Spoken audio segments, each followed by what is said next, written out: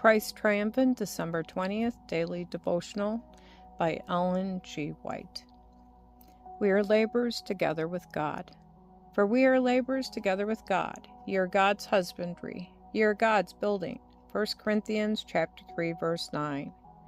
There never will be a time in the history of the church when God's workers can fold their hands and be at ease, saying, "All is peace and safety."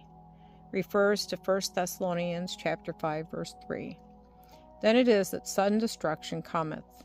Everything may move forward amid apparent prosperity, but Satan is wide awake and is studying and counseling with his evil angels another mode of attack where he can be successful.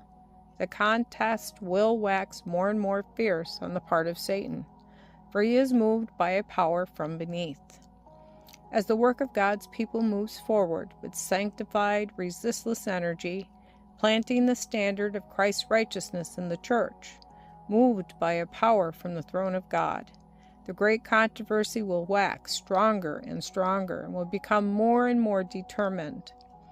Mind will be arrayed against mind, plans against plans, principles of heavenly origin against principles of Satan. Truth in its varied phases will be in conflict with error in its ever-varying, increasing forms, in which, if possible, will deceive the very elect.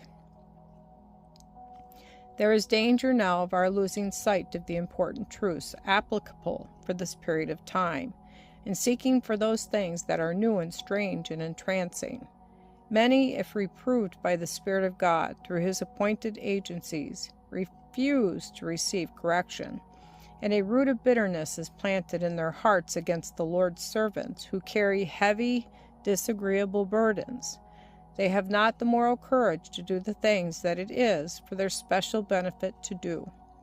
They see no necessity for reform, and so they reject the words of the Lord, and hate him who reproveth at the gate. This very refusal to heed the admonitions that the Lord sends gives Satan every advantage to make them the bitterest enemies of those who have told them the truth.